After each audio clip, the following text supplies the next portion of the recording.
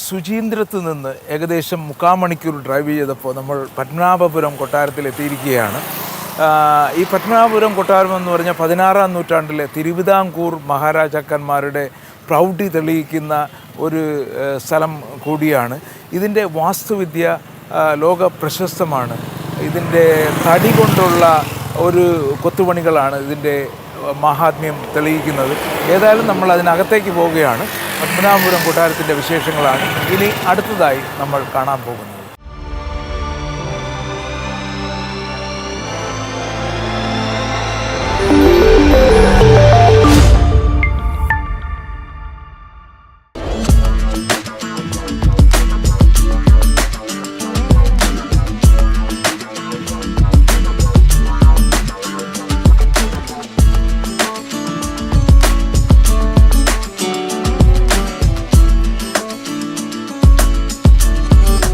നമ്മൾ പത്മനാഭപുരം കൊട്ടാരം കാണാൻ വന്നപ്പോൾ നമുക്ക് ഇവിടുത്തെ അതോറിറ്റീസ് നമുക്കൊരു സൗകര്യം ചെയ്തു തന്നു. രാജേശ്വരി കൂടെ നമ്മളൊപ്പം വിട്ടിരിക്കുകയാണ് ഇവിടുത്തെ കാര്യങ്ങളൊന്ന് പറഞ്ഞു തരാൻ വേണ്ടിയിട്ട്. നമസ്കാരം രാജേശ്വരി. ഓക്കെ. ഏതായാലും ഞങ്ങൾ കന്യാകുമാരി മുതൽ കാസർഗോഡ് വരെ പോകുന്ന ഒരു യാത്രയാണ്. അപ്പോൾ നമ്മൾ കേരളത്തെക്കുറിച്ചാണ് പറയാൻ ശ്രമിച്ചതെങ്കിലും കന്യാകുമാരിയിൽ തുടങ്ങുന്നത് ഇത് നമ്മളെ സ്ഥലമായിരുന്നല്ലോ പണ്ട്. ഇപ്പോൾ ഈ പത്മനാഭപുരം കൊട്ടാരം എന്ന് പറയുന്നത് ഇപ്പോഴും കേരള ഗവൺമെന്റിന്റെ ഹെറിറ്റേജ് വകുപ്പാണല്ലോ നോക്കുന്നത്. കേരള സർക്കാരിൻ്റെ ആണ്. ഇങ്ങനെ കുറ്റാലത്തും വേറൊരു കൊട്ടാരം ഉണ്ടെന്ന് വിചാരിക്കുന്നു. ഉണ്ട്. അപ്പം അങ്ങനെ കേരളം എന്ന് പറയുന്നത് നമ്മളെ മലയാളികൾ എന്ന് പറയുന്നത് ഇതെല്ലാം നമ്മളുമായിട്ട് ബന്ധപ്പെട്ട് പണ്ടത്തെ നാഞ്ചൽ നാട് എന്നറിയപ്പെടും. നാഞ്ചൽ നാട് എന്ന് വെച്ചാൽ കൃഷിയുടെ ഒക്കെ ഭൂമിയായിരുന്നു ഇവിടെ. അതിന്റെ ഒരു ഭാഗമാണ് കന്യാകുമാരിയും പറയുന്നത്. അതിന്റെ ആസ്ഥാനം എന്ന് പറയുമ്പോൾ കൊച്ചി വടക്കൻ പരവൂരിൽ നിന്ന് ആരൽവായ് മൊഴി, കന്യാകുമാരി കഴിഞ്ഞ് ആരൽവായ് മൊഴി വരെ ഉണ്ടായിരുന്നു ഒരു സമയത്ത്. പിന്നെ ലാംഗ്വേജ് അടിസ്ഥാനത്തിൽ ഈ സ്റ്റേറ്റുകൾ പിരിഞ്ഞപ്പോഴായിരുന്നു ഈ പോർഷൻ തമിഴ്നാടിന് വിട്ടുകൊടുത്തത്. അങ്ങനെയാണ് നമുക്ക് പാലക്കാട് 1956 നവംബർ 1 നവംബർ 1 ലാംഗ്വേജ് അടിസ്ഥാനത്തിൽ 2 സംസ്ഥാനം ആയത്, തമിഴ്നാട് കേരളം ആയത്. എന്നാൽ ആ സമയത്ത് ഈ ഒരു 6 പോർഷൻ മാത്രം കേരള സർക്കാരിന്റെ വകയിലായിപ്പോയി. അതിന് പകരമായിട്ട് പാലക്കാട് ഇന്ന് കൃഷിയുടെ ഭാഗം 6 ഏക്കർ തമിഴ്നാട്ടിന് കൊടുത്തിട്ടാണ് ഇത് മേടിച്ചത്. നമ്മുടെ കേരള പുരാവസ്തുവിന്റെ ഒരു ഇതിലാണ് ഇരിക്കുന്നത്. ഈ കൊട്ടാരത്തെ കുറിച്ച് പറയുകയാണെങ്കിൽ പത്മനാഭപുരം കൊട്ടാരം എന്ന് പറയുന്നത് 1601 ഇത് ഇരവിപുരം. അതായത് ആദ്യം ഇതിന് മുന്നേ അവർ ഇരണ്യയിലൊരു ചെറിയൊരു പാലസ് ഉണ്ടായിരുന്നു, ഇരണ്യൽ കൊട്ടാരം എന്ന് പറയും. ഇതിന് മുന്നേ 1550 ഇരണ്യയിലൊരു കൊട്ടാരം ഉണ്ടായിരുന്നു. അവിടെ ഇരുന്നിട്ടാണ് ഇവിടം പണിഞ്ഞതെന്ന് പറയുക. ആദ്യം 1550 ഇവിടെ ഒരു കോമ്പൗണ്ട് വാൾസുകൾ പണിഞ്ഞു. 186 ഏക്കറിന് ചുറ്റിലും ഒരു 9 കോട്ട വാതിൽ പണിഞ്ഞു. 15 കോട്ട വാതിൽ പണിഞ്ഞു കഴിഞ്ഞിട്ടാണ് അതിനുള്ളിലേക്ക് ഒരു 6 ഏക്കർ ഒരു കൊട്ടാരം പണിഞ്ഞത്. 1601 ഇരവിവർമ്മ കുലശേഖര പെരുമാൾ ആദ്യമായിട്ട് പണിത കൊട്ടാരമാണ് തായ് കൊട്ടാരം എന്ന് പറയും. നമ്മളത് പിന്നീട് പോകുമ്പോഴേ കാണാം. എക്സ്റ്റെൻഡ് ചെയ്തത്, അത് കഴിഞ്ഞിട്ട് എക്സ്റ്റെൻഡ് ചെയ്തത്. അതുകൊണ്ടാണ് ഈ പത്മനാഭപുരം കൊട്ടാരം എന്ന് പറയുന്ന ഒരു കൊട്ടാര സമുച്ചയമാണ്. 14 കൊട്ടാര കെട്ടിടങ്ങളും 127 മുറികളും ഇതിനകത്ത് നമ്മൾ കാണുകയാണ്. സോ മെനി പോർഷനൊക്കെ ഇപ്പൊ ഡാമേജ് ആയത് കാരണം അങ്ങോട്ട് അലൗഡ് ഇല്ല. ടോട്ടലി 14 കൊട്ടാര കെട്ടുകളും 127 മുറികളും ഇതിനകത്തുണ്ട്. ഇപ്പൊ ഹെറിറ്റേജിന്റെ ഭാഗമായിട്ടാണ് കേരള ഗവൺമെന്റിന്റെ കീഴിലാണ് ആർക്കിയോളജി ഡിപ്പാർട്ട്മെന്റ് ആണ് ഇത് ചെയ്യുന്നത്. അപ്പൊ ഇവിടെ ഈ വരുന്ന ആൾക്കാരെല്ലാം ഇത് പല ഇന്ത്യയുടെ പല രാജ്യങ്ങളിൽ നിന്നും വരുന്നുണ്ട്. ഇന്ത്യയുടെ പല കൺട്രികളിൽ നിന്നും വരുന്നുണ്ട്. ഇന്ന് നല്ല തിരക്കാണ്. ഇപ്പോഴും വെള്ളി ശനി ഞായർ 3 ദിവസം നന്നായിട്ടുള്ള തിരക്കുണ്ട്. നല്ല തിരക്കുണ്ടാവും. എനി ടൈം ഇവിടെ തിരക്കാണ്. പിന്നെ വെക്കേഷൻ ലീവുകൾ എന്ന് പറയുമ്പോൾ കുറച്ചുകൂടി തിരക്ക്. അപ്പൊ ഇവിടെ ഇപ്പൊ നമുക്കിവിടെ ഇതിനകത്ത് കയറി കഴിഞ്ഞാൽ പ്രധാനമായിട്ട് കാണാനുള്ള സാധനങ്ങൾ എന്തൊക്കെയാണ്? അതായത് നമുക്ക് 14 കൊട്ടാര കെട്ടിടങ്ങളാണ്. പൂമുഖം, മന്ത്രശാല, ഊട്ടുപുര, പിന്നെ തായ് കൊട്ടാരം, ഉപ്പരിക്ക മാളിക, പിന്നെ കണ്ണാടിത്തളം, പെയിന്റിംഗ് ഹാള്, പിന്നെ ഇന്ദ്രവിലാസം ഗസ്റ്റ് ഹൗസ്, പിന്നെ ഒരു തെക്കേ കൊട്ടാരം എന്ന് പറഞ്ഞാൽ പഴയ പുരാവസ്തുള്ള സാധനങ്ങളൊക്കെ വെച്ചിരുന്ന ഒരു തെക്കേ കൊട്ടാരം, പിന്നെ ഒരു നവരാത്രി മണ്ഡപം, പിന്നെ കുറേ പോർഷൻ ഒരു 14 കൊട്ടാര കെട്ടിടങ്ങളാണ് നമ്മൾ കാണാൻ പോകുന്നത്. എല്ലാം തന്നെ നല്ല ഒരു രീതിക്കുള്ള കെട്ടിടങ്ങളാണ്. മുഴുവനും തടിയിലും കല്ലും മണ്ണും ഇങ്ങനെയുള്ള വർക്കുകളാണ്. അത് തന്നെ പഴയ രീതിക്കുള്ള പുരാതനമായിട്ടുള്ള ഇതെല്ലാം. ഇത് ഇന്നും ആ പഴമയോട് തന്നെ വെച്ചേക്കുവാണ്. അതിൽ യാതൊരു മാറ്റം കറണ്ട് ഒന്നും എടുത്ത് ലൈറ്റിംഗ് ഒന്നുമില്ല. പഴയ രീതിക്ക് തന്നെ. ഇപ്പോൾ ചില ഓടുകൾ മാറ്റം വരുത്തിയിട്ടുണ്ടെന്നല്ലാണ്ട് വേറെ യാതൊരു രീതിയിലുള്ള മാറ്റങ്ങളും ഇവിടെ വരുത്തിയിട്ടില്ല. ചെറിയ ചെറിയ വർക്കുകളാണ്. അപ്പോൾ നമുക്ക് ഇവിടെ തന്നെ നോക്കിക്കഴിഞ്ഞാൽ ഇതൊരു പാസേജ് പോലെയാണല്ലോ കെട്ടിയിരിക്കുന്നത്. ഇത് പെണ്ണുങ്ങൾ ആ കാലങ്ങളിൽ റോയൽ ഫാമിലി ലേഡി പ്രസവസ്ത്രീ കാലങ്ങളിൽ ഓക്കെ നടക്കാൻ വേണ്ടിയിട്ടുള്ള നടമാളികയായിരുന്നു. അവർ പുറമേക്ക് ഇറങ്ങത്തില്ല. അതിൻ്റെ ഉള്ളിലിരുന്ന് പുറമേ ഉള്ളവർ അവരെ കാണാതെ രീതിക്കായിരുന്നു അവർ നടക്കുന്നത്. അതാണ് നടമാളിക എന്ന് പറയും. അവർക്ക് ഇവിടെ നിന്ന് നോക്കിക്കഴിഞ്ഞാൽ അവർക്ക് പുറത്ത് നിൽക്കുന്നവരെ കാണാൻ കഴിയും, എന്നാൽ പുറത്ത് നിൽക്കുന്നവർക്ക് ഉള്ളിലോട്ട് കാണാൻ പറ്റില്ല. ആ രീതിക്കുള്ള കൺസ്ട്രക്ഷൻ വർക്കുകളാണ്. മുഴുവനും തേക്കൻ തടി കൊണ്ട് ചെയ്തേക്കുക. അതായത് തടി കൊണ്ട് പണിന്ന കെട്ടിടങ്ങളിൽ തന്നെ ഏഷ്യയിൽ 1-ാം സ്ഥാനത്തിരിക്കുന്നു നമ്മളുടെ ഈ പത്മനാഭപുരം കൊട്ടാരമാണ്. അതായത് പഴമ കൊണ്ടും മുഴുവനും തടി കൊണ്ടും വലിയ അളവിലുള്ള തടി വർക്കുള്ളതും ഇവിടേക്കാണ്. ഏഷ്യയിലെ തന്നെ 1-ാം സ്ഥാനത്തിരിക്കുകയാണ് നമ്മുടെ പത്മനാഭപുരം.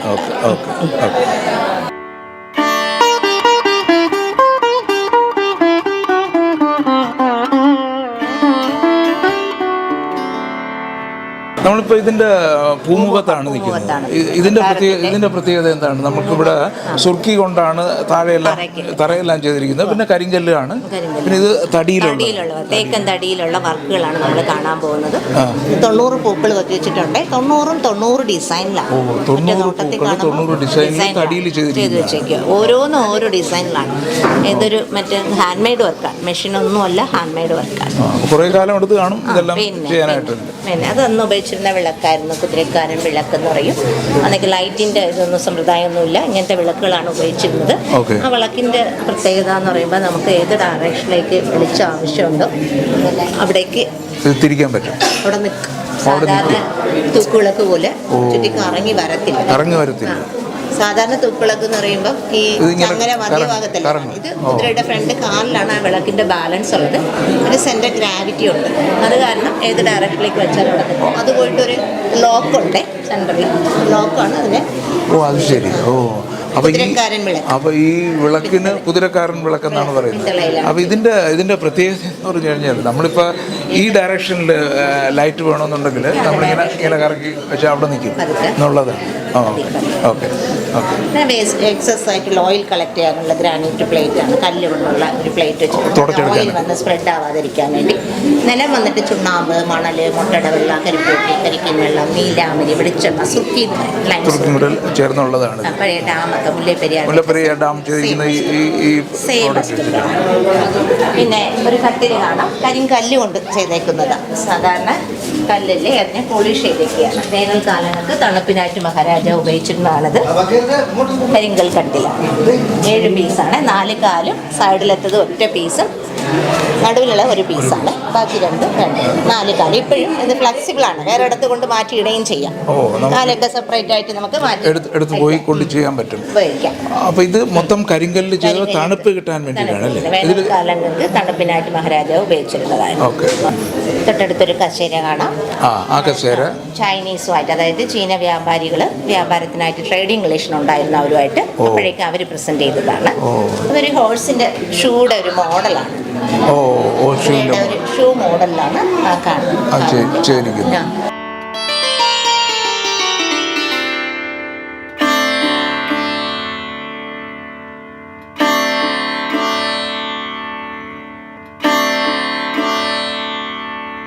നമ്മളിവിടെ മന്ത്രശാല കഴിഞ്ഞു കഴിഞ്ഞാൽ നമ്മൾ പോകുന്നത് ഊട്ടുപുരയിലേക്കാണ് പിന്നെ പോകാനുള്ളത്. ഏതായാലും നമ്മൾ ഊട്ടുപുരയുടെ അകം കൂടെ ഒന്ന് കണ്ടിട്ട് പോകാം. അതായത് ദിവസവും 2000 പേർക്ക് അന്നദാനങ്ങൾ കൊടുക്കുന്നു. ദിവസം അതിനായിട്ടുള്ള അച്ചാറുകൾ സ്വീകരിക്കാനുള്ള ചീനഭരണി എന്ന് പറയും. ചൈനീസിന്റെ ക്ലേയിൽ ചെയ്ത് കുറെ കൽത്തൊട്ടികൾ കാണാം. ലിക്വിഡ് ആയിട്ടുള്ള കറികൾ, സാമ്പാർ, രസം, ഇങ്ങനത്തെ കറികൾ ഫില്ല് ചെയ്യുന്നതാണ്. 72 മീറ്റേഴ്സ് ലെന്ത്, 9 മീറ്റേഴ്സ് വിഡ്ത്തും ആണ് ഉള്ളത്. മേലേക്കുള്ള തടികൾ നോക്കണം. ഓരോ പീസ് ജോയിന്റുമില്ല, എല്ലാം തേക്കൻ തടികളാണ്. നിലമ്പൂർ ടീക്ക മേളിലേക്ക് ഇതുപോലെ ഒരു സെയിം നിലകൂടി ഉണ്ട്. അവിടെ 1000, ഇവിടെ 1000, അങ്ങനെയാണ് 2000 ആൾക്കാർക്ക് ഒരേ സമയം ദിവസവും അങ്ങനെ അന്നദാനങ്ങൾ കൊടുക്കാം. അപ്പൊ നമ്മൾ ഇവിടെ നിന്ന് ഇനി പോകാൻ പോകുന്ന എവിടെയാണ്? ആദ്യം പണിന്ന കൊട്ടാരമായിരുന്ന തായ്ക്കൊട്ടാരം, അതായത് അമ്മ കൊട്ടാരം എന്ന് പറയും. ബാക്കി നമ്മൾ കണ്ടുവരുന്നൊക്കെ പിന്നീട് എക്സ്റ്റെൻഡ് ചെയ്തു. ഇത് 1601 രവിവർമ്മ കുലശേഖര പെരുമാൾ ആദ്യമായിട്ട് പണിത്. അത് കാരണം അതിനെ തായ്ക്കൊട്ടാരം. നമുക്ക് എന്നാ അങ്ങോട്ട് ഇത് ഏറ്റവും ആദ്യം പണിത കൊട്ടാരം ഇതായിരുന്നു, തായ്ക്കൊട്ടാരം. തായ്ക്കൊട്ടാരത്തിന്റെ ഫൗണ്ടേഷൻ, അതായത് കന്നിമൂല എന്ന് പറഞ്ഞ തെക്ക് പടിഞ്ഞാറേക്ക് മൂലയ്ക്ക് കറ പടിയുന്ന മരം വെക്കണമെന്ന രീതിയിൽ പ്ലാവിൽ ചെയ്തിരിക്കുക. ഒറ്റ വരിക്ക പ്ലാവിന്റെ തടി ചെയ്തേക്കുന്ന പില്ലറാണിത്. 4 പൂവോടുകൂടി ഒറ്റ പ്ലാവിലുള്ളത്. അത്രയും വലിയ പ്ലാവിലാണ് ചെയ്തേക്കുന്നത്, തടിയിലാണ് ഇത് ചെയ്തേക്കുന്നത്. ബാക്കിയല്ല, ഇത് ഒഴിച്ചിട്ട് ബാക്കിയെല്ലാം തന്നെ തേക്കൻ തടി ചെയ്തേക്കുന്നത്. ഇവിടെ മേഘാന്ത മണ്ഡപം 41 ദിവസത്തെ ദുർഗാപൂജയും കളമെഴുത്തും പാട്ടും ഒക്കെ നടത്തിയിരുന്ന ഹോളായിരുന്നു. അതുപോലെ സീലിംഗിലേക്ക് നോക്കിയാൽ 63 താമരപ്പൂക്കളുണ്ട്. അതിൽ ഒരെണ്ണത്തിന് മാത്രം 3 അതളുണ്ട്. അത് ബ്രഹ്മ വിഷ്ണു ശിവ എന്ന സങ്കല്പം. ഇത് നമ്മുടെ പഴയ വീടുകളില്ലേ, നാലുകെട്ട് നടുമുറ്റം, ആ രീതിക്കുള്ള നടുമുറ്റമാണ്. വെള്ളമൊക്കെ കുളത്തിലേക്ക് നല്ല കാറ്റ് വെളിച്ചവും കിട്ടും. മുറികൾക്കുള്ള വെട്ടം കിട്ടാൻ വേണ്ടിയിട്ടാണ് ഇങ്ങനെ പഴയ വീടുകളൊക്കെ ഇങ്ങനെ ഗ്യാപ്പ് ഇട്ട് കെട്ടുന്നത്. നടുമുറ്റം എന്ന് പറയും. നടുമുറ്റത്തിനോടുകൂടി ഒരു പലകെട്ട് അടച്ചിരിക്കുന്ന ഒരു തുരങ്കമാണ്, കാണലാണ്. അതായത് ആപത്ത് കാലങ്ങളിൽ രക്ഷപ്പെടാൻ ഉപയോഗിച്ചിരുന്ന വഴിയായിരുന്നു. ഇതാ ഒരു പല കാണുന്നില്ലേ, ആ പല ഓപ്പൺ ചെയ്യുമ്പോഴേക്കും ഒരു 6 സ്റ്റെപ്പ് ഉണ്ട്. അതുവഴിക്ക് ഇവിടെ നിന്ന് 1.5 കിലോമീറ്റർ അപ്പുറത്തേക്ക് ചാരോട് എന്ന കൊട്ടാരത്തിലേക്ക് പോകുന്ന ടണലുണ്ട്. കല്ലുകൊണ്ടുള്ള അടപ്പായിരുന്നു. നമുക്കറിയാൻ വേണ്ടിയിട്ട് അവരൊരു പലകെട്ട് അടച്ചിരിക്കുന്നു. പഴയ വീടുകളിലൊക്കെ, അതായത് കിളിവാതിൽ എന്ന് പറയും, ജസ്റ്റ് ഒന്ന് നമുക്ക് പുറത്തേക്ക് നോക്കാനും പുറം കാഴ്ച കാണാനും പിന്നെ കാറ്റും വെളിച്ചം കിട്ടാൻ വേണ്ടിയിട്ടായിരുന്നു ഈ കിളിവാതിൽ വെച്ചിട്ടുള്ളത്. സാധാരണ റോയൽ ലേഡീസ് ഒന്നും പുറത്തിറങ്ങാറില്ല. അപ്പോൾ ഇവിടെ ഇരുന്നിട്ടായിരുന്നു അവിടെ എന്താ സംഭവങ്ങളൊക്കെ നോക്കുന്നത്. അത് പുറമെ നിൽക്കുന്നവർക്ക് കാണാനും പറ്റില്ല. ആ രീതിക്കുള്ളതാണ് ഈ വെന്റിലേഷനും കിളിവാതിലും ഒക്കെ. ഇവിടെ കിളിവാതിലാണ് ഇത്. കുഞ്ഞു നമുക്ക് നോക്കാൻ പറ്റും. അന്നത്തെ ലോക്കാണ് താഴ്ച. തായ്ക്കൊട്ടാരത്തിന്റെ മെയിൻ എൻട്രൻസ് ഇതാണ്. ഇത് ഒരു കെട്ടിടം പണിയാൻ തന്നെ 60 വർഷം എടുത്തിട്ടുണ്ട്. അവരുടെ മെഡിറ്റേഷനും മറ്റുള്ള മുറികളായിരുന്നു ഇവിടെ. പെണ്ണുങ്ങൾക്ക്, ലേഡീസിന് താമസിക്കാനുള്ള മേളിലേക്ക് തനി പോർഷൻ ഉണ്ടായിരുന്നു. ഇതിന്റെ മുകളിലാണ് ലേഡീസ് എല്ലാം ഫാമിലിയിലുള്ള പെണ്ണുങ്ങൾക്ക് താമസിക്കാനുള്ള അന്തഃപുരമാണ്. അന്തഃപുരം നമ്മൾ കയറുന്നത് അന്തഃപുരത്തിലോട്ടാണ് ലേഡീസ് താമസിക്കുന്ന സ്ഥലം. ഇവിടെയാണ് അന്തഃപുരം എന്ന് പറയുന്നത്. പെണ്ണുങ്ങളുടെ മാത്രമായിട്ടുള്ള താമസ സ്ഥലമാണ്. അവർക്ക് പുറമേക്കുള്ള കാഴ്ച കാണാനുള്ള സമ്പ്രദായങ്ങൾ. പിന്നെ ഇവിടെ അവരുടെ മുറികളാണ്. ആട്ടുകെട്ടിലുണ്ട്. ജസ്റ്റ് ഒന്ന് റിലാക്സ് ചെയ്യാനുള്ള ആട്ടുകെട്ടിലും മറ്റുള്ള കുഞ്ഞു മുറികളൊക്കെ കുറേ ഉണ്ട്. ലേഡീസിന് മാത്രമായിട്ടുള്ള താമസിക്കാനുള്ള സ്ഥലം. പെട്ടെന്ന് ഇറങ്ങാനുള്ള ഒരു സ്റ്റെയർകേസ് ഉണ്ട്. പുറത്തേക്ക് ഇറങ്ങണമെങ്കിൽ ഇത്രയും ഇറങ്ങി വരണ്ട, അതിലെ കൂടെ ഇത് മുഴുവനും തന്നെ ലേഡീസിന്റെ അവരുടെ അന്തഃപുരങ്ങളോട്. ഇതും റോയൽ ഫാമിലിയുടെ ഭാഗം തന്നെയാണ്. അന്തഃപുരത്തിന്റെ ഭാഗമാണ്. അത് കഴിഞ്ഞ് നമ്മൾ പോകുന്നത് രാജാവിന്റെ ബെഡ്റൂമിലാണ്. ബെഡ്റൂം അറിയപ്പെടുന്നത് ഉപ്പരിക്ക മാളിക. ഉപ്പരിക്ക എന്ന് പറഞ്ഞാൽ ഉപരിയായിട്ട്, അതായത് 4 നിലകളിലാണ് ചെയ്തേക്കുന്നത്. അതായത് താഴേക്ക് ട്രഷർ, ബെഡ്, ധ്യാനം, അതിന്റെ ഈ ടോപ്പിലേക്ക് പൂജാമുറി.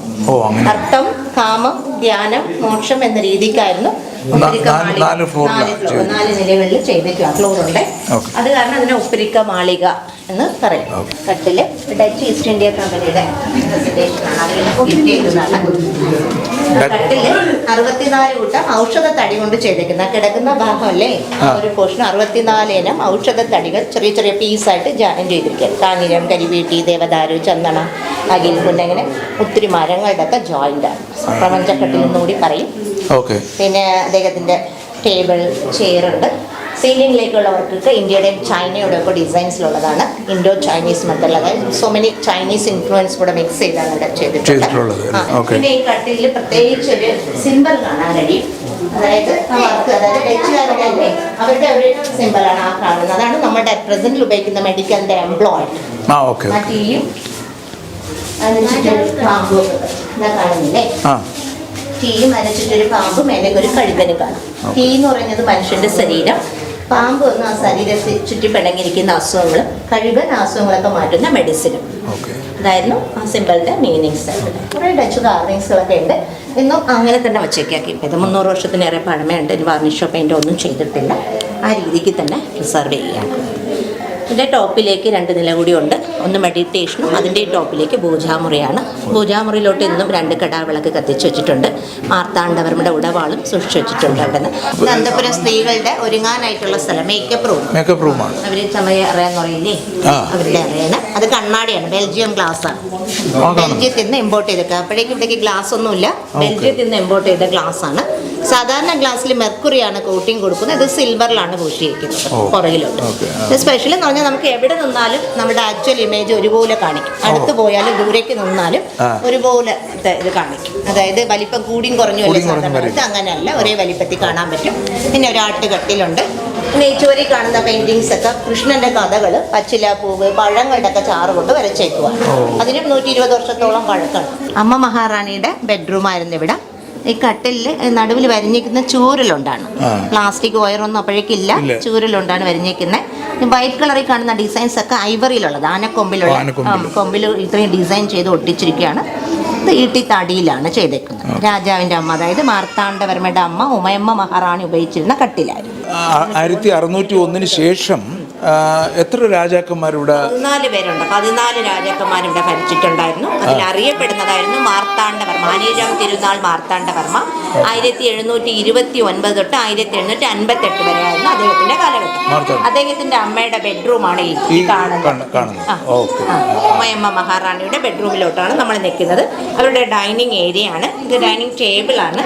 നിലത്തെ ഒരു പലക ഇട്ടിട്ട് ആഹാര ഐറ്റങ്ങളൊക്കെ മുകളിലേക്ക് വെച്ച് കഴിക്കും. ആ രീതിക്കുള്ള ജാപ്പനീസ് മോഡലിലുള്ള ഡൈനിങ് ഏരിയ. അതോടുകൂടി ഒരു അറ്റാച്ച്ഡ് ബാത്റൂം ഉണ്ട്, പഴയ രീതിക്കുള്ള കല്ല് കൊണ്ടുള്ള ഒരു ബാത്റൂം ഉണ്ട്. താഴോട്ട് ഡാൻസിങ് ഏരിയ, ഡാൻസിങ് ഹോളാണ്. തോഴിമാർ, അതായത് രാജ്ഞിയുടെ തോഴിമാർക്ക് ഡാൻസ് കാണാനുള്ള പാസേജ് ആണ് ഇത്. ഇവിടെ ഇരുന്നിട്ട് ആ ഹോളിൽ കൂടെ ഡാൻസ് ആണ്, നിലത്തിരുന്നിട്ട് അവർക്ക് എല്ലാവരുടെ ഒപ്പം ഇരുന്ന് കാണാനുള്ള അനുമതിയില്ല.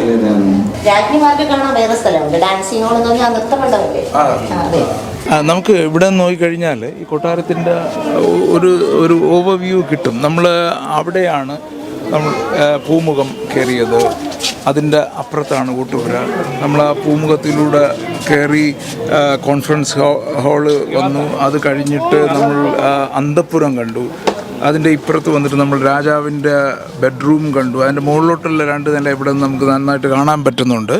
അത് കഴിഞ്ഞ് നമ്മൾ അമ്മ മഹാറാണിയുടെ ബെഡ്റൂമും കഴിഞ്ഞ് ആണ് നമ്മൾ ഇവിടെ വന്നിരിക്കുന്നത്. ഇവിടെ ഇതിനകത്തെന്ന് പറയുന്നത് ആയുധപ്പുരകളാണ്. ഈ 2 സൈഡിലും ആയുധപ്പുരകളാണ്. ഈ കൊട്ടാരം എന്ന് പറയുന്നത് 186 ഏക്കർ ഉണ്ടായിരുന്നു അല്ലേ? 186 ഏക്കറിന്റെ ഉള്ളിലോട്ട് 6.5 ഏക്കറിലായിരുന്നു കൊട്ടാരം മാത്രം നിൽക്കുന്നത്. ഇപ്പൊ അത് മാത്രമേ ഉള്ളൂ. നമുക്ക് ഒരു 6.5 ഏക്കർ മാത്രമേ നമ്മുടെ കേരള പുരാവസ്തുവിന്റെ പ്രോപ്പർട്ടി ആയിട്ടുള്ളത്. ബാക്കി ഔട്ടർ ഏരിയ ഒക്കെ തമിഴ്നാടിന് കൊടുത്തു. തമിഴ്നാടിന്റെ വീടുകളും അവരുടെ പാർക്കിംഗ് ഏരിയ ഒക്കെ ആയിപ്പോയി. നമുക്ക് ഈ ഇവിടെ ഇരുന്നിട്ടാണ് റോയൽ ലേഡീസ് ഒക്കെ ഇവിടെ വന്നിട്ട് തേരോട്ടം രഥങ്ങളൊക്കെ പോകുന്നത് ഇവിടെ ഇരുന്നാണ് കാണുന്നത്. ഇതൊരു കിളിവാതിലിന്റെ ഒരു പ്രത്യേകതയാണ്. മനസ്സിലായി. നമുക്ക് അവിടെ ഇട്ട് നോക്കാം. അതാണ് നിൽക്കുന്നവർക്ക് കാണാനും. ആ കാലത്ത് റോയൽ ലേഡീസിന് ഇതിനകത്ത് കയറി കഴിഞ്ഞാൽ പിന്നെ പുറത്തിറങ്ങാൻ പറ്റത്തില്ല. അതായത് ടെമ്പിളും കോവിലും കുളവും കൊട്ടാരവും എല്ലാം തന്നെ ഇതിനകത്തായി. അതുകൊണ്ട് നമുക്ക് ഒന്നിനും പുറമേക്ക് ഇറങ്ങണ്ട. ഒന്നും കാഴ്ച കാണാനൊന്നും ഇല്ല. പുറത്ത് കാഴ്ച കാണണമെങ്കിൽ ഇതിലേക്കൂടെയൊക്കെ നോക്കണം അല്ലേ? ഇതാണ് ഓഫീസ് റൂമായിട്ട് ഉപയോഗിച്ചിരുന്നത്. ഓഫീസ് റൂമിൽ അന്ന് ലൈറ്റ് ഒന്നും ഇല്ലാത്തതുകൊണ്ട് ഇതാണ് അല്ലേ, ജനൽ തുറന്നിട്ട് ജോലി ചെയ്യുന്ന ആൾക്കാർ തറയിരിക്കും. അപ്പം ഇതാണ് ഓഫീസ് റൂം എന്ന് പറയുന്നത്. സൺലൈറ്റിനെ മാത്രം ഡിപ്പെൻഡ് ചെയ്ത് ഓഫീസ് റൂം നടത്തിയിരുന്ന സ്ഥലമാണ്. ഇത് കുറച്ചുകൂടെ സീനിയർ ഓഫീസേഴ്സൊക്കെ ജോലി ചെയ്ത സ്ഥലമായിരിക്കും അല്ലേ? ഇതിപ്പോൾ ഒരു ടേബിളൊക്കെ കൂടെ അവർ തറയിരിക്കണം, എന്നാലും ടേബിളിൽ തറയിരുന്നുകൊണ്ട് എഴുതാനും. ഓ, കാലുകൾ മടക്കി കഴിയുമ്പോഴത്തേക്ക് വിൻഡോയുടെ അടപ്പായിട്ട് മാറും. മൾട്ടി യൂസ് ആയിട്ട് ഉപയോഗിക്കുകയും ചെയ്യും. രാജാവ് പ്രജകൾക്ക് മുഖം കാണിക്കാനും അവരുടെ പരാതികൾ സ്വീകരിക്കാനുള്ള സ്ഥലം. ഓക്കെ, ഇവിടെയാണ് രാജാവ് വന്നിരുന്നിട്ട് പ്രജകളെ മുഖം കാണിക്കുന്നതും അവരെ പരാതികൾ സ്വീകരിക്കുന്നത്. വെച്ച് പറയുന്നത്. അതുപോലെ തേരോട്ടം വീക്ഷിക്കാനും പെണ്ണുങ്ങൾ ഇരിക്കുന്നതാണ് നമ്മൾ നേരത്തെ കണ്ടത്. ഇവിടെ രാജാവ് ഇരിക്കുന്ന ഇവിടെ ഇരുന്നിട്ട് അതെല്ലാം വീക്ഷിക്കുന്നത്. അമ്പാരി മുഖപ്പ് എന്ന് പറയും. അമ്പാരി എന്ന് പറഞ്ഞാൽ ആനയുടെ പുറം വെക്കുന്ന ഇരിപ്പിടമില്ലേ, നമ്മൾ ഒരു സ്പെഷ്യൽ ഇരിപ്പിടം വെക്കുന്നില്ല, അതുപോലത്തെ ഒരു ഷേപ്പിലായിരുന്നു ഇവിടെ ചെയ്തേക്കുന്നത്. അത് കാരണം ഇതിന് അമ്പാരി മുഖപ്പ് എന്ന് പറയും. രണ്ടാനയും ആനയുടെ പുറം ഇരുന്ന് ജനങ്ങൾക്ക് ദർശനം കൊടുക്കുന്ന രീതിക്കും അമ്പാരിയുടെ ഷേപ്പിൽ ചെയ്തിരിക്കുന്ന കാരണം ഇതിന് അമ്പാരി മുഖപ്പ് എന്ന് പറയും. ഇതുമെല്ലാം ഓഫീസിന്റെ ഭാഗം തന്നെയായിരുന്നു. പിന്നീട് ഇത് ഡിപ്പാർട്ട്മെന്റ് തന്നെ ഇതിനെ ഒരു പഴയ പെയിന്റിങ്സ് ഒക്കെ കളക്ട് ചെയ്ത് ഒരു പെയിന്റിംഗ് റൂം പോലെ ആക്കി. കാലങ്ങളിൽ നടന്ന സംഭവങ്ങൾ ഇമാജിനേഷൻ ചെയ്ത് ഓയിൽ പെയിന്റിങ്സ് ആയിട്ട് വരച്ചൊക്കെയാണ്. 120 വർഷത്തെ പെയിന്റിങ്സ് ആണ്. മാർത്താണ്ഡവർമ്മയുടെ ഫോട്ടോ കാണാം. 1729 തൊട്ട് 1758 വരെ ആയിരുന്നു മാർത്താണ്ഡവർമ്മയുടെ കാലഘട്ടം. അദ്ദേഹത്തിന്റെ ഫോട്ടോ ആണത്. അത് കഴിഞ്ഞിട്ട് അദ്ദേഹത്തിന്റെ പെങ്ങളുടെ മോനായിരുന്നു അദ്ദേഹം ധർമ്മരാജാവ്. കാർത്തിക തിരുനാൾ, അതായത് ലീഗലായിട്ട് മാർത്താണ്ഡവർമ്മയെന്ന് ലീഗലായിട്ട് വിവാഹം ചെയ്യത്തില്ല. മരുമക്കത്തായം സമ്പ്രദായം നമ്മുടെ തിരുവിതാംകൂർ എന്ന് പറഞ്ഞാൽ മരുമക്കത്തായം. അത് കാരണം പെങ്ങളുടെ മക്കളായിരിക്കും. ആ സഹോദരിയുടെ മോനായിരുന്നു ധർമ്മരാജാവ് എന്നറിയപ്പെടുന്ന കാർത്തിക തിരുനാൾ രാമവർമ്മ. അദ്ദേഹത്തിന്റെ ഫോട്ടോ ആണ് ആ കാണുന്നത്. 1758 തൊട്ട് 1798 വരെയായിരുന്നു അദ്ദേഹത്തിന്റെ കാലഘട്ടം. 1790 തലസ്ഥാനം ഇവിടെ നിന്ന് മാറി ട്രിവാൻഡ്രത്തേക്ക് പോയി. അത് കഴിഞ്ഞിട്ട് കൊട്ടാരം വേനൽക്കാല വസ്തി പോലെ ഉപയോഗിച്ചിരിക്കുകയാണ്. 1938 ശ്രീ ചിത്ര തിരുനാൾ മഹാരാജാവായിരുന്നു തിരുവിതാംകൂർ ട്രസ്റ്റിന് ഹാൻഡ് ഓവർ ചെയ്യുന്നത്. 1956 തൊട്ടായിരുന്നു മ്യൂസിയമാക്കി പ്രവർത്തിക്കാൻ തുടങ്ങിയത്. അവരുടെ ലൈഫിൽ നടന്ന സംഭവങ്ങളാണ് ഇവിടെ വരച്ചു വച്ചേക്കുന്നത്. എല്ലാം ഇമാജിനേഷൻ പെയിന്റിങ്സ്. അപ്പോൾ ഇതിനാണ് നവരാത്രി മണ്ഡപം. ഇവിടെയാണ് എന്റർടൈൻമെന്റ്സ്, പ്രോഗ്രാംസ്, ഡാൻസും പാട്ടും ഒക്കെ നടക്കുന്നത്. അവിടെ സരസ്വതി ദേവിയുടെ ക്ഷേത്രത്തിന് മുന്നിലാണ് ഡാൻസും മറ്റുള്ള എല്ലാം നടക്കുന്നത്. അപ്പോഴേക്ക് റോയൽ ലേഡീസ് ഒക്കെ, അമ്മ മഹാറാണിയും പെങ്ങളും ഒക്കെ ആ ഉടൻ ബോക്സിനകത്തിരുന്ന് ആ കിളിവാതിൽ ഓപ്പൺ ചെയ്ത് അതുവഴിക്കായിരുന്നു അവരുടെ ഡാൻസ്. അതുവഴിയെ കാണാൻ പറ്റുന്നത്. രാജാവും മറ്റുള്ള പരിവാരങ്ങളൊക്കെ പുറമേ ഇരുന്ന് കാണും. മറ്റുള്ള ഓഡിയൻസ് ഒക്കെ അപ്പുറം ഇരുന്ന് തോഴിമാർക്ക് കാണാനാണ് ടോപ്പിലേക്ക് ഒരു 9 ഹോളുള്ള ഒരു അവിടെ ഇരുന്ന് കാണാം. ഇത് മുഴുവനും കല്ലിലാണ്. നമ്മൾ ഇത് നേരം കണ്ടതൊക്കെ തടിയിലുള്ള വർക്കുകളില്ല, ഇത് മുഴുവനും പാറയിൽ ചെയ്തിരിക്കുന്നത്. തമിഴ്നാടിന്റെ ഒരു സ്റ്റൈലിലാണ് ചെയ്തേക്കുന്നത്. ഇതിലെല്ലാം രാമായണ മഹാഭാരത കഥകളാണ് കൊത്തിവെച്ചിട്ടുള്ളത്. ഹംപി സ്റ്റൈലിലാണ്, വിജയനഗര സ്റ്റൈലിൽ നിന്നാണ് ഹംപി സ്റ്റൈലിലാണ് ഇവിടെ ചെയ്തത്. ആ കാലത്ത് ടെലിവിഷൻ ഒന്നും ഇല്ലാത്തതുകൊണ്ട് ആകപ്പാടെ ഉള്ള ഒരു എന്റർടൈൻമെന്റ് ആണ്. അപ്പം മിക്കവാറും എല്ലാ ദിവസവും കാണുമായിരിക്കും പാട്ടും. ഈ സ്ഥലത്തിന് മറ്റൊരു പ്രത്യേകത കൂടി ഉണ്ടല്ലോ. നമ്മൾ മണിച്ചിത്രത്താഴിലെ ഫൈനൽ സീൻ അല്ലേ, നാഗവല്ലിയുടെ ഫൈനൽ ഡാൻസ് ഇവിടെയാണ് നടക്കുന്നത്. ഇവിടെയാണ് നടക്കുന്നത്. പിന്നെ ദി ഹൈനസ് അബ്ദുള്ള എന്ന് പറയുന്ന പാട്ട് സീനെല്ലാം ഹിസ് ഹൈനസ് അബ്ദുള്ള ഗൗതമിയുടെയും അല്ല, അത് മൊത്തം ഇവിടെ തന്നെയാണ് ഷൂട്ട് ചെയ്തിരുന്നത്. നാഗവല്ലിയുടേത് കുറച്ച്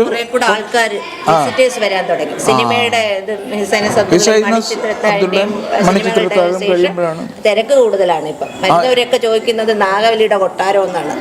അതായത് പത്മനാഭപുരം കൊട്ടാരം മാഞ്ഞിപ്പോ നാഗവല്ലിയുടെ കൊട്ടാരം, രാമനാഥന്റെയും നാഗവല്ലിയുടെയും കൊട്ടാരമായിട്ടാണ് ഇപ്പം പത്മനാഭപുരം കൊട്ടാരം അറിയുന്നത്. പത്മനാഭപുരം കൊട്ടാരത്തിൽ വന്നു കഴിഞ്ഞാൽ ഓരോ സെക്ഷൻ ചെല്ലുമ്പോഴും അതിനെക്കുറിച്ച് എക്സ്പ്ലെയിൻ ചെയ്യാൻ ആളുണ്ട്.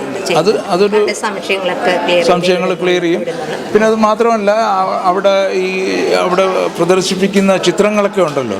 അപ്പോൾ ഓരോ കഥകൾ പറയുന്നത് അവരുടെ ലൈഫിൽ നടന്ന സംഭവങ്ങളുടെ മാർത്താണ്ഡവർമ്മയെ എങ്ങനെ കൊല്ലാൻ വേണ്ടി വരുന്നതും അവർ രക്ഷപ്പെടുന്നതും, 8 വീട്ടി പിള്ളമാര് കൊല്ലാൻ വന്നപ്പോൾ അമ്പലത്തിൽ നിന്ന് രക്ഷപ്പെടുന്നത്, അതുപോലെ അമ്മച്ചിപ്ലാവ് നെയ്യാറ്റിങ്കര ശ്രീകൃഷ്ണസ്വാമി അമ്പലത്തിലുള്ള അമ്മച്ചിപ്ലാവിനകത്ത് ഒരു പൊത്തിനകത്ത് ഒളിച്ചിരിക്കും.